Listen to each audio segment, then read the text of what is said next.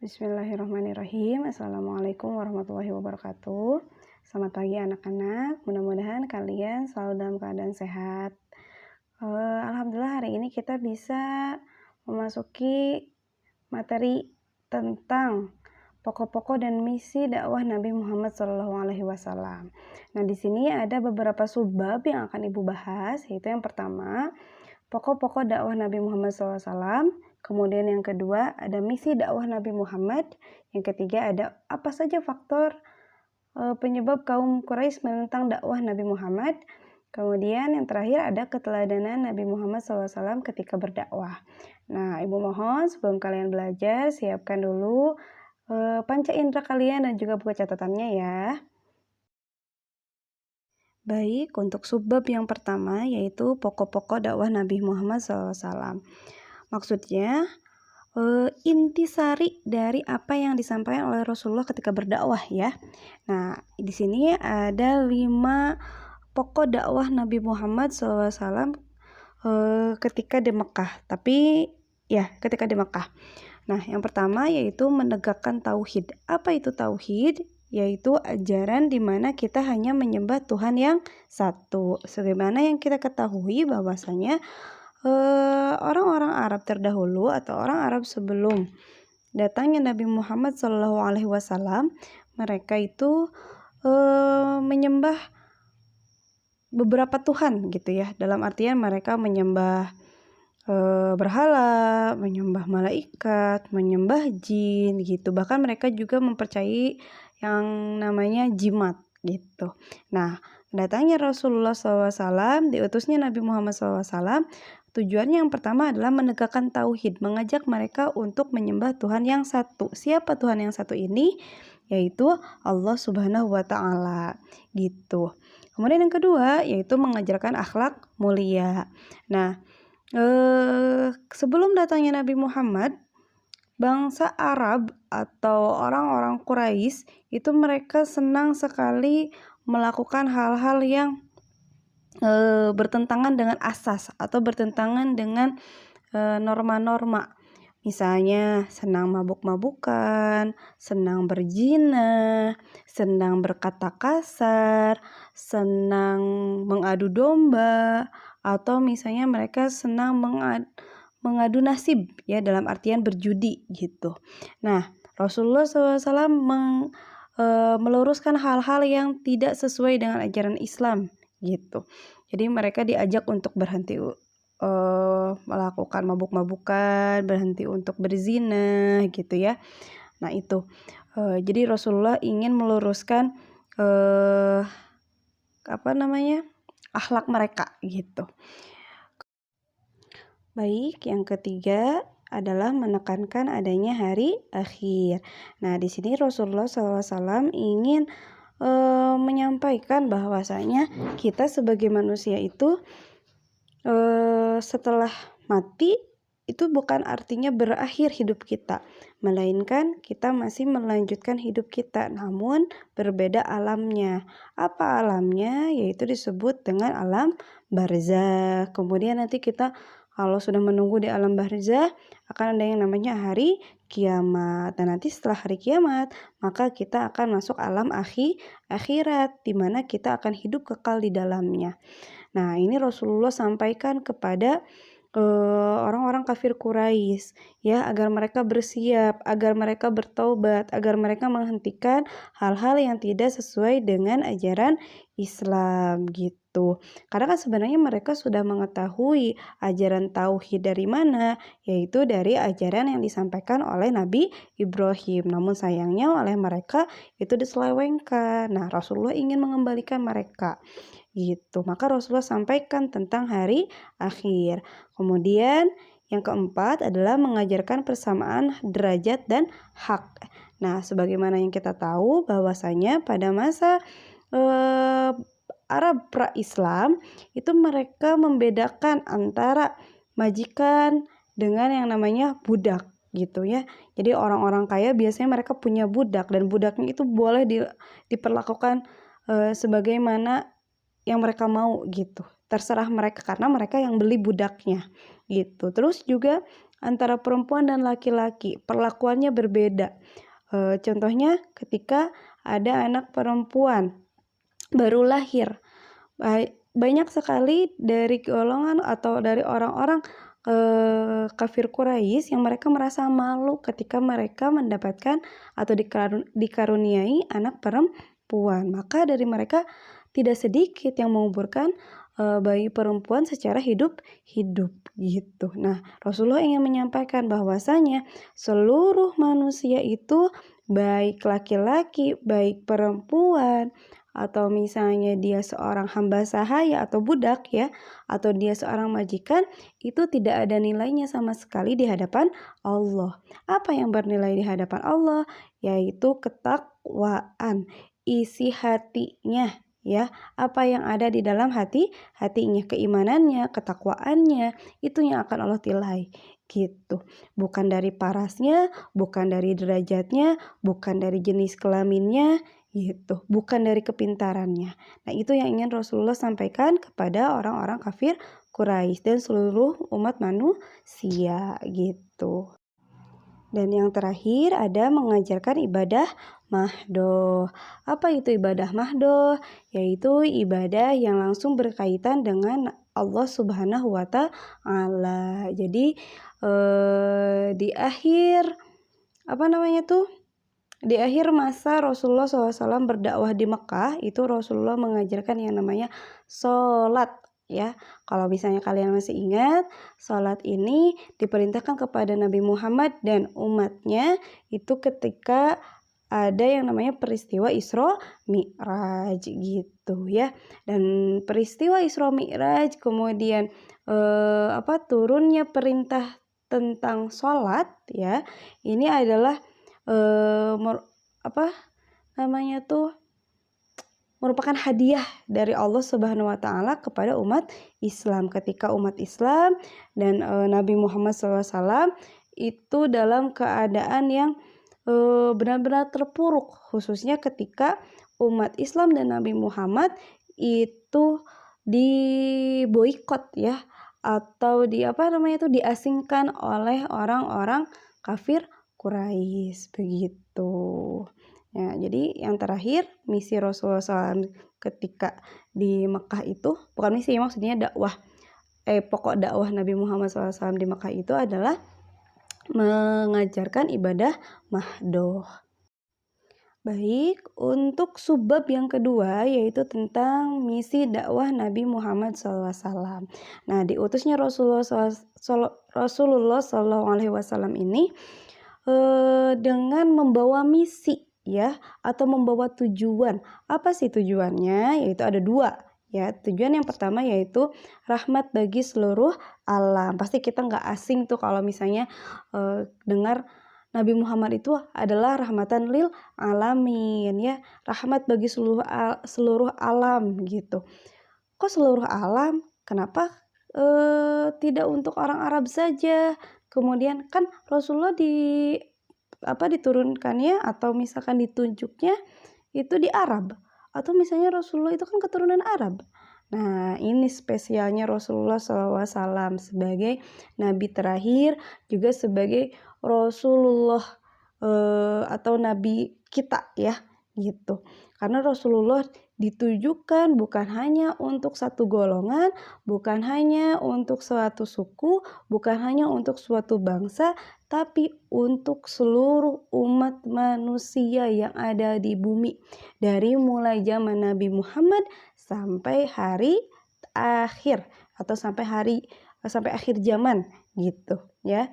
Nah, ketika Rasulullah SAW diutus, itu Rasulullah membawa misi dakwah sebagai rahmatan lil alamin. Jadi tidak lekang oleh waktu apa yang disampaikan oleh Nabi Muhammad SAW, sebagaimana dalam Quran surat Al-Anbiya ayat 107. Wa ma arsalnaka illa rahmatan lil alamin. Nah, di sini artinya, dan kami tidak mengutus engkau wahai Muhammad melainkan untuk menjadi rahmat bagi seluruh alam. Jadi jelas ya bahwasanya Nabi Muhammad itu diutus bukan hanya untuk orang Arab, bukan hanya untuk orang-orang yang hidup semasa Nabi Muhammad, tapi untuk seluruh umat manusia dari mulai zaman Nabi Muhammad sampai hari akhir gitu. Kemudian yang kedua, Rasulullah membawa misi yaitu untuk membawa kesejahteraan dan kemajuan bagi masyarakat. Nah, di sini maksudnya Rasulullah datang untuk meningkatkan kesejahteraan dan kemajuan masyarakat dalam segala bidang kehidupan.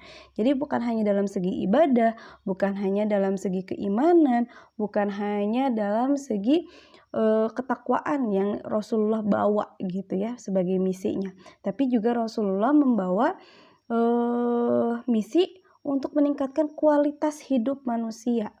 Nah, kapan ini Rasulullah sampaikan? Nanti di periode Madinah ya.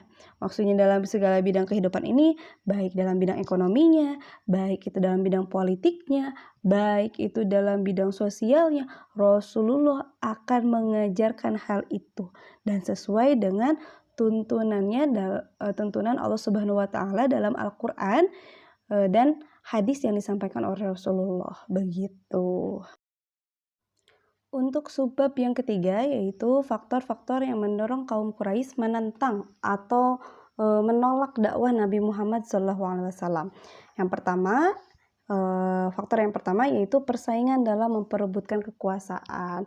Jadi ada beberapa orang dari kafir Quraisy yang merasa terancam kalau misalnya Nabi Muhammad itu berhasil mengajak sebagian besar orang-orang kafir Quraisy atau orang-orang Mekah, maka pengaruh dari para pemimpin-pemimpin kafir Quraisy itu akan berakhir dan mereka pengikutnya itu malah akan mendukung Nabi Muhammad. Nah, itu yang pertama. Jadi mereka takut kalau mereka akan kehilangan kekuasaan dengan hadirnya Nabi Muhammad atau dengan ajakan Nabi Muhammad untuk masuk Islam.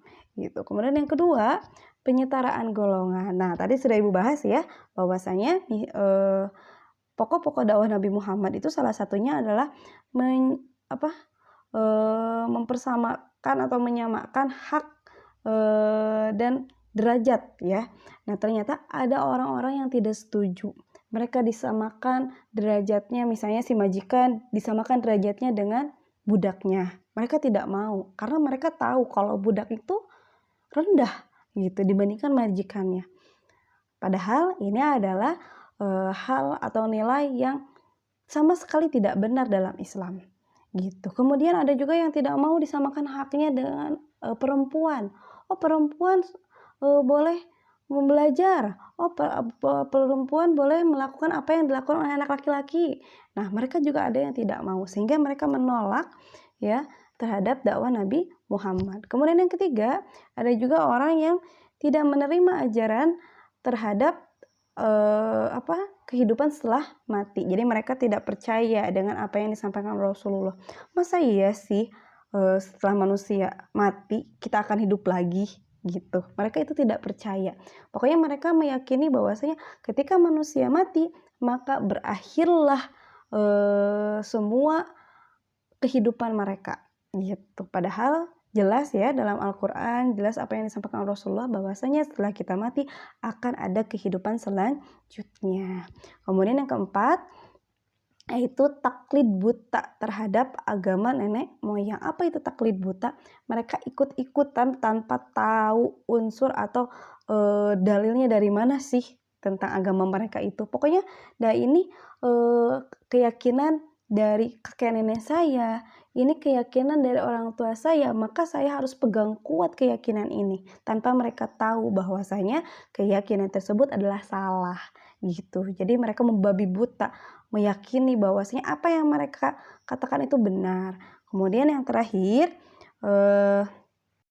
patung sebagai sumber penghasilan. Nah, jadi ternyata dari keyakinan mereka yang menyembah berhala, ada orang yang diuntungkan dari segi ekonomi, di mana mereka akan menjual patung-patung untuk dibawa pulang ya oleh para tamu atau oleh orang yang melakukan tawaf di Mekah, sehingga mereka membawa Tuhannya ke rumah gitu ya. Dalam tanda kutip Tuhan di sini adalah berhala mereka gitu. gitu.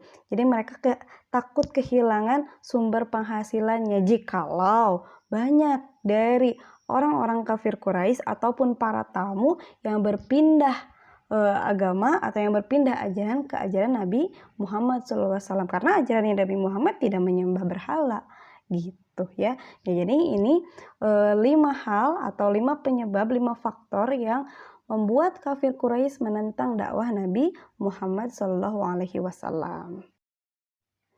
Baik, untuk subbab yang terakhir yaitu tentang keteladanan Nabi Muhammad SAW dalam berdakwah gitu. Maksudnya adalah hal yang harus kita teladani, hal yang harus kita tiru dari Nabi Muhammad gitu. Yang pertama yaitu menyampaikan dakwah dengan penuh kehati-hatian, sabar, menggunakan bahasa yang halus, yang lemah lembut dan mudah dipahami. Jadi jangan terburu-buru, atau misalnya kita itu lagi mabuk gitu ya, lagi mabuk terus sama kita dakwahi gitu ya, kita dakwahi tanpa tahu resikonya. Misalkan gimana kalau misalnya orang yang sedang mabuk itu ternyata malah membawa celurit, bisa berbahaya kan untuk kita misalnya. Atau misalnya kita menggunakan bahasa yang kurang baik, seolah bahasa-bahasa yang menyindir, yang bisa menyakiti orang. Nah, itu juga tidak bisa kita lakukan. Kenapa? Karena Rasulullah mengajarkan bahwasanya berdakwah itu harus menggunakan bahasa yang lemah lembut, mudah difahami gitu ya. Kemudian yang kedua, memposisikan para pengikutnya sebagai sahabat. Nah, ini menunjukkan bahwasanya Nabi Muhammad itu adalah seorang yang rendah hati ya. Maksudnya Rasulullah itu tidak sombong, mentang-mentang misalkan karena Rasulullah itu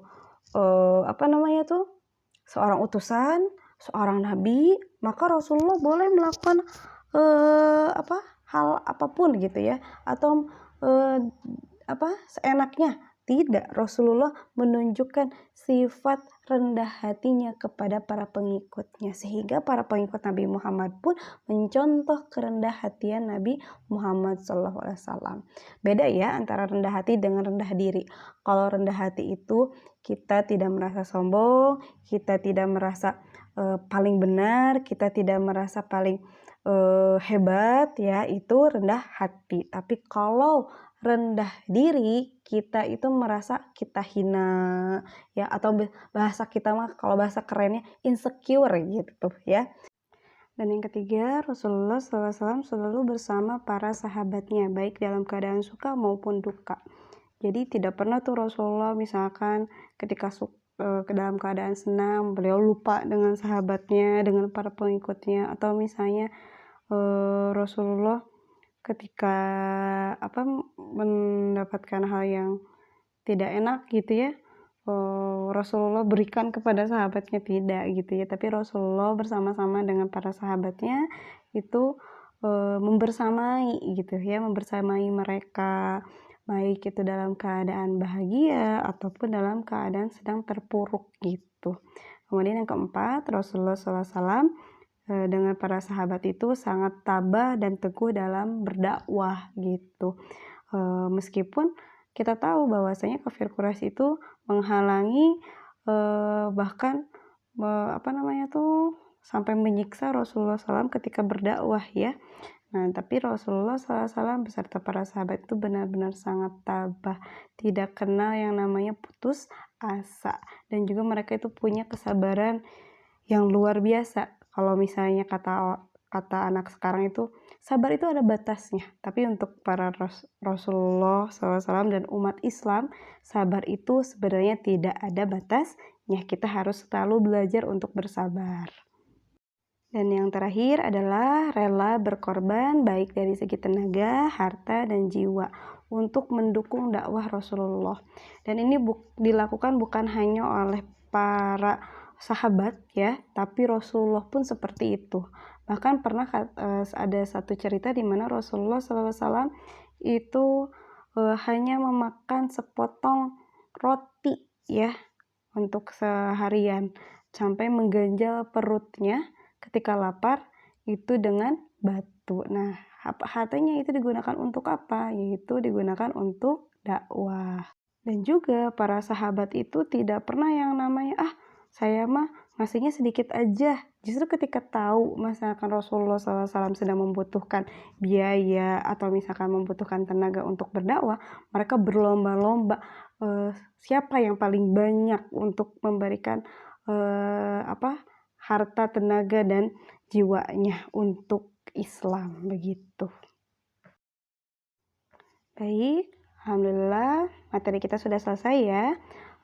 Silahkan catat bagian-bagian penting dari materi yang sudah Ibu sampaikan. Ibu mohon undur diri. Terima kasih sudah mendengarkan. Wabillahi taufiq wa hidayah. Wassalamualaikum warahmatullahi wabarakatuh.